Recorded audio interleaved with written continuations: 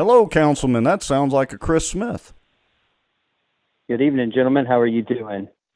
Doing great. Can everybody hear Chris pretty good?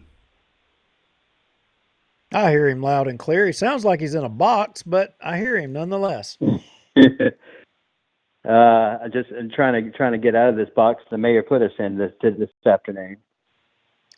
Oh, Yeah. so the mayor put you in a box. What kind of a box did he put you in? Yes. Hey, look, real quick. I don't have very long, but someone tagged me in y'all's show tonight, and I saw the topics and just wanted to clarify what was going on. So y'all tell me where you want to start. Well, I mean, obviously you were tagged in regards to us talking about SporTran and the mayor. I mean, look, I have my opinion on someone up there reading a prepared statement, and I have my opinion on that, but he basically read a prepared statement, and then Councilman Bubba Williams called him out and said, look, we had a meeting, we all agreed on some cuts, and you agreed. And he didn't, he gave a response, but he didn't deny that he agreed with the cuts. And but today, obviously, he didn't have a problem with those cuts. So, I mean, I'm guessing that's what triggered you to call in. Yeah. So we have to rewind a little bit back to early spring of last year. I was working on, one thing that I think is a critical need that we need to address in the city is the pay of our first responders and our city employees. With Shreveport given a 13% pay increase earlier last year, it really moved Bossier City Police Department to one of the lowest in the area. Bossier City Fire Department, while not the lowest, isn't far up from the bottom. And then our municipal employees. And so this is something that I'm very passionate about because, look, I think Rex mentioned a second ago that the police department's down 15 employees based on our Manning report that was given today. I think we have some in the academy, so I think that number, if I remember correctly, the chief said we're really down around 8 as of right now. But since I've been on the council, that number has always fluctuated and kind of been between 10 to 18 officers short at any given point. And one of the reasons is pay. They don't get paid enough. And so I got with the finance director, came up with a few different solutions on a pay increase, whether it was something very modest, something a little bit more robust, a sliding scale based on how much you make, dependent on how much of a raise you got, just a few different ideas. And I asked Councilman Williams to go with me, and we met with the mayor, we met with the CAO, and we met with the finance director, and presented my idea. This is great. How are we going to pay for it? Right? That's when you have a reoccurring expense, you got to figure out how you're going to pay for that, right? So I think I see where this is going, and it's starting to sound to me like somebody stole your idea or tried to. Correct. And so Mhm. one of the line items in the budget we looked at was SporTran. Could we make a cut here? Because people are critical of Bossier City government, and some of it's right, and sometimes they may be a little too critical. But what's important is Bossier City has always kind of lived with inside of its budget. We don't run budget deficits like other municipalities, and so when you're going to increase your reoccurring expenses, you have to have a place where that money's going to come from. And so SporTran was one of the many line items that we looked at as a possible cut, and the mayor was all on board with it. And so then let's fast forward just a little bit to later spring, early summer. We start looking at the South Bossier route. That is launched and that is live. Let's ignore the fiasco of launching that, right? But I know we all remember that. But at the launch of the South Bossier route, it was decided that after its 6-month trial, which was late September, early October, we would come back together, meet with SporTran, look at the numbers of not just the South Bossier route, but all of the routes in Bossier City. What is the actual usage of these routes, and go from there. That meeting never happened. And so you may have heard, and I hope I'm not stealing y'all's thunder. I don't know if you mentioned this yet your show, but you may have heard me question the president, Mr. Darby, and Mr. Williams, and saying, have we not been trying to get a meeting set up? And that was, we had been asking, we were supposed to have this meeting in October. Things happened. It never happened. And so now we need to get this meeting set up. And it kind of fell on deaf ears to where Mr. Williams just took it upon himself, scheduled the meeting himself with SporTran. And so I think they... In Mucho Dinero's defense, he had the knee surgery because he did inform you all of that during the city council meeting. So, I guess that would be the excuse. Well, I don't, to be completely frank, I don't think the administration ever made an attempt to schedule a meeting. Right. And so, then the meeting happened. So, I'm a little frustrated at the notion that we just caught people off guard. We have been trying to have this meeting as a council for weeks, if not months. And it kind of just fell on deaf ears. And so we finally got a meeting time together. Dinero thought you were talking about him. He did. And, we did clarify that. I think he got a little offended by it, but I wasn't. I was specifically talking to the administration in my comment. But that's where we're at. And look, I have not spoken with the mayor. Today was the first time I've seen him in probably a month. I have not spoken to him. To my recollection, I don't think he's spoken to any council member to his objection to this budget amendment. And so it kind of is, if you're opposed to it, why not come speak to people, right? That's communication is key when you're in a position, like the mayor's office. Well, yeah, but you're missing the point. That's not what his goal was. And Amanda may have written that for him, but he or they had to have some other help because there's another angle to what he did at the meeting there, or what he was attempting to do. And that's have his cake and eat it too. Right. And so, what's important in the statement that was read is, well, if you cut this money, we're going to go ahead and reallocate it to other projects. And if we are trying to trim out money to truly do something good, whether it's pay raises, whether it's just rebuilding our streets and our sidewalks, you have to try to actually save money and not just turn around and open the checkbook and write it to something else. That's not really how it should work. Well, not when you're trying to pander to your base and, be reelected as mayor.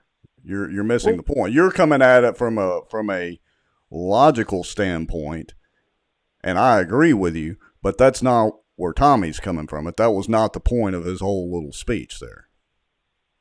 Right, and I get it. And look, at the end of the day, politicians are going to do what politicians feel they have to do to get reelected. But what we should be doing is what is in the best interest of Bossier City.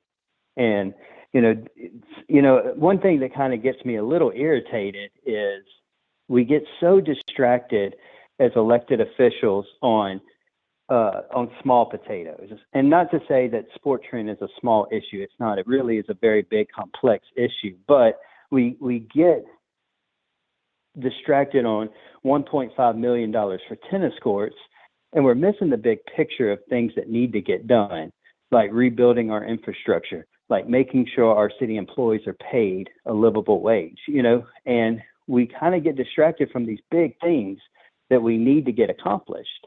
And, if we're doing a little bit of self-examining, this council, as it sits today, we haven't gotten a whole lot done.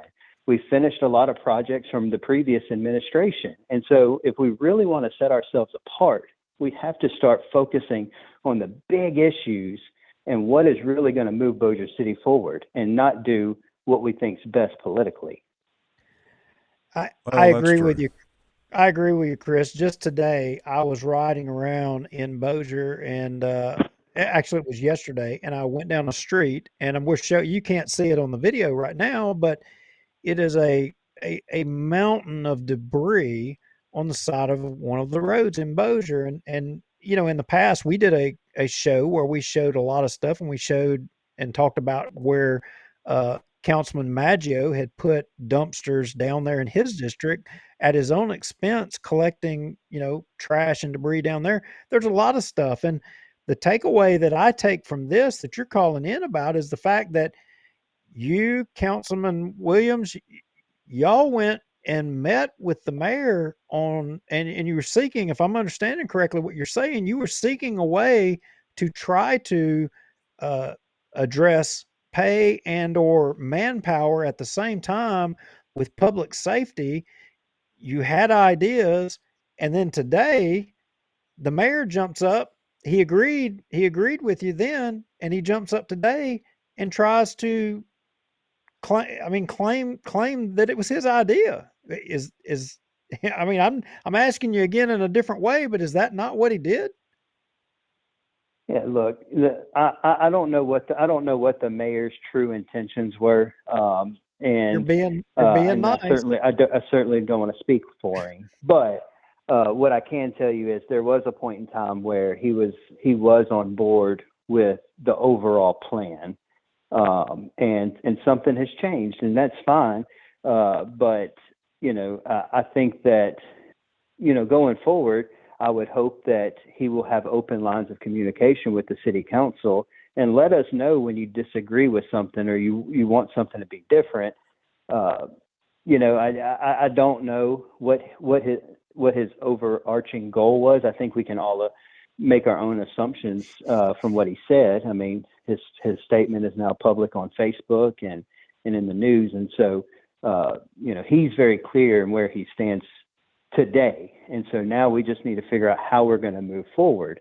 And again, I would say we've pushed this issue off now till February 21st, and I think that was the right issue.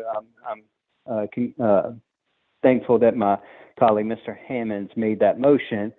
That way we can maybe actually get a resolution that makes everybody happy. But I think going forward, I would hope that the mayor will have open lines of communication with us so we can work together and not have to have these long drawn out debates. And we can actually focus on the things that people in Bossier want. People in Bossier want to know that they're safe. People in Bossier want their roads to be smooth so they don't have damage on their cars. They want to be able to afford gas. They want to be able to have good quality of life. These are the things that people want, and politicians seem to sometimes want to overcomplicate what the people want. And it really is very easy. They just want to feel safe. They want to have a nice city to live in, have nice, clean parks. And so I think we really need to refocus and try to accomplish some of these things that we all said, right? We all campaigned and said what we wanted to do. We just need to actually work together and get it done.